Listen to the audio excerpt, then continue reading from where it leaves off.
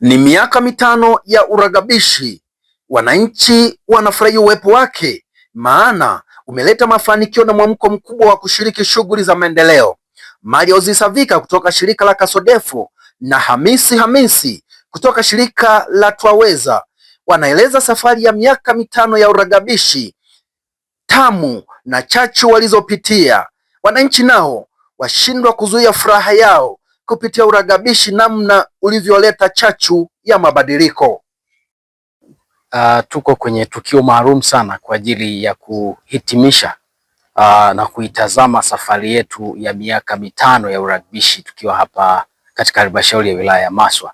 Tumeendelea kufanya uragbishi tangu 2021 mpaka sasa 2026, na leo tumekutana maalum sana kuangalia safari yetu, wapi tulikotoka, mambo tuliyojifunza, mafanikio na changamoto tulizokutana nazo.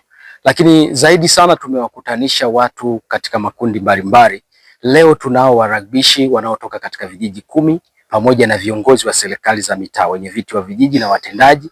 Lakini zaidi sana tunao viongozi kutoka katika idara maalum ambazo tumekuwa tukifanya nazo kazi kwenye masuala ya uragbishi, ikiwepo maendeleo ya jamii, mipango, elimu na idara nyingine. Lengo la kukutana hapa leo kama ambavyo nilisema awali ni kujitathmini na kuangalia safari yetu ya miaka mitano, ni nini ambacho tumejifunza, ili tunapotoka hapa tuangalie namna ambavyo tunaweza kufanya uragbishi kwa ufanisi mkubwa. Kwa hiyo leo tumejumuisha watu takriban 70 kutoka katika maeneo tofauti tofauti ya halmashauri ya wilaya ya Maswa. Asante. Kwa majina naitwa Hamisi, natokea Twaweza. Ni kama mtafiti, ofisa utafiti.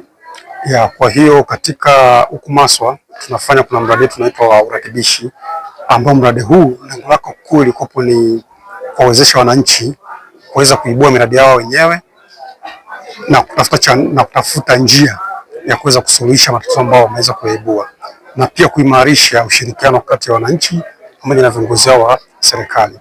Lengo kuu kabisa huu mradi tunachokifanya ni kwamba tunawawekea wananchi waweze kumiliki wenyewe miradi, kwa sababu mwananchi ukimletea mradi anakuwa haumiliki, unakuwa sio wa kwake, lakini kitu akigundua mwenyewe kinakuwa cha kwake. Hilo ndilo lengo kuu la huu mradi. Sasa kuanzia mwaka 2021 mpaka 2023 tumekuwa tukitekeleza mradi hapa Mbogwe, na kwa kipindi hicho chote nadhani kunakuwa mafanikio makubwa sana ambayo tumeyaona, kwamba kwa kipindi hicho wananchi wameweza kuibua miradi au shida mbalimbali ambazo zinawakabili, mfano vyumba vya madarasa, zahanati, barabara pamoja na uwepo wa walimu angalau hata wa muda kuweza kusaidia kufundisha wanafunzi.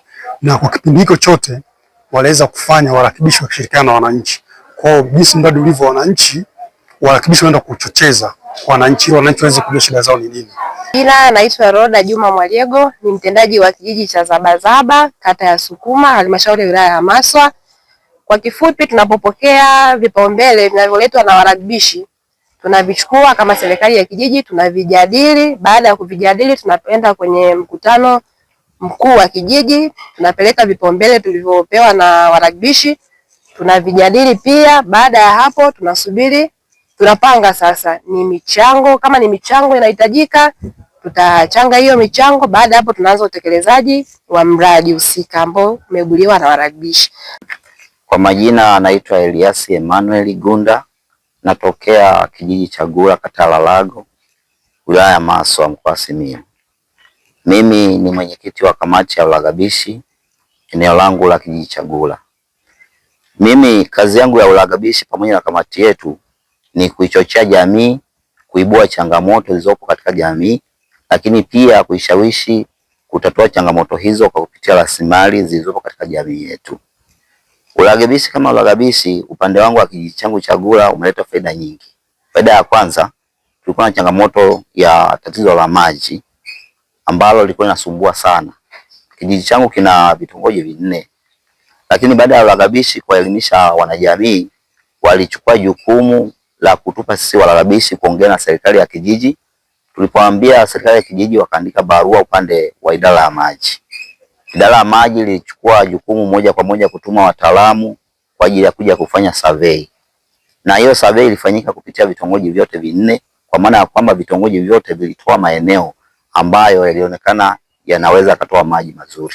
Kwa jina naitwa Debora Kibalia, natoka kata ya Kadoto, kijiji cha Kadoto. Mimi ni Mragabishi.